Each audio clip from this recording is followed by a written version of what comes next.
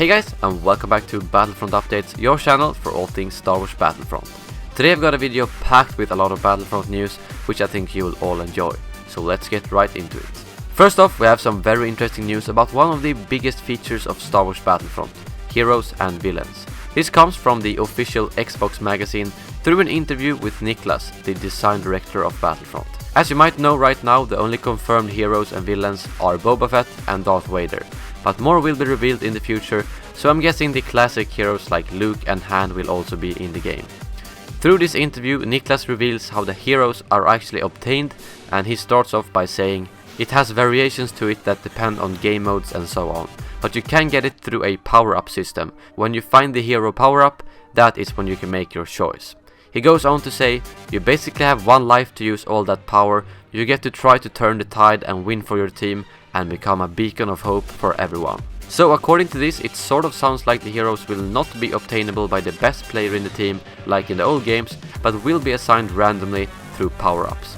He do however say that they work differently depending on which game mode you're playing, so I'm guessing we'll see some variations on how they're actually obtained.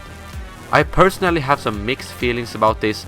I will of course miss being the best player and receiving the hero, but when I think about it, it was a bit overpowered to be honest. I would not like a new modern Battlefront game where one player could go 50-0 with a Jedi or Sith, so in regards of that I think it's more balanced to let a random player get the power up, but yet again, it's very hard to judge something like this until we get some actual details and gameplay. Next, we have some very good news for all of you who are disappointed that space battles will not be in the game. In Game Informer's recent Battlefront preview, they say the following. DICE has ambitious plans for these epic wars. They take place in the skies over the planet's surfaces, which are not just filled with clouds, but with star destroyers and other sizable ships that have entered the atmosphere. We don't know if star destroyers are controllable, but we were told they will be targets in certain missions. So as you can hear by this quote, it kind of sounds like this is basically space battles, just that they take place above the planet instead. At least it sounds like the mechanics will be very similar, but that the environment will be different, since you won't just have a black space around the ships. To be completely honest, if the mechanics work similarly to how the space battles did in the old games, I am more than happy with that.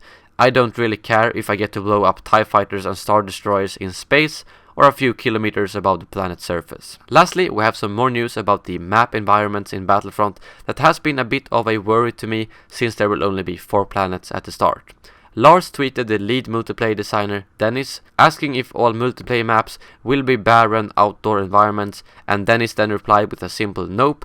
And to follow up on that, when this was posted on Reddit and someone posted a comment saying that this does not confirm indoor locations, Jesper Nielsen, one of the producers on Battlefront, responded saying there's also indoor sections on the planets. So it seems like we will be getting indoor locations on multiple planets, which is really good to hear. It's not a huge surprise, but yet again, I'm very glad we might be getting some close quarters combat and not just outdoor open combat. Personally, I think all of these news sound very good, and it feels like the tide has sort of turned and more of the concerns we had are somewhat getting addressed, and hopefully the gameplay that they will show soon will convince us even further.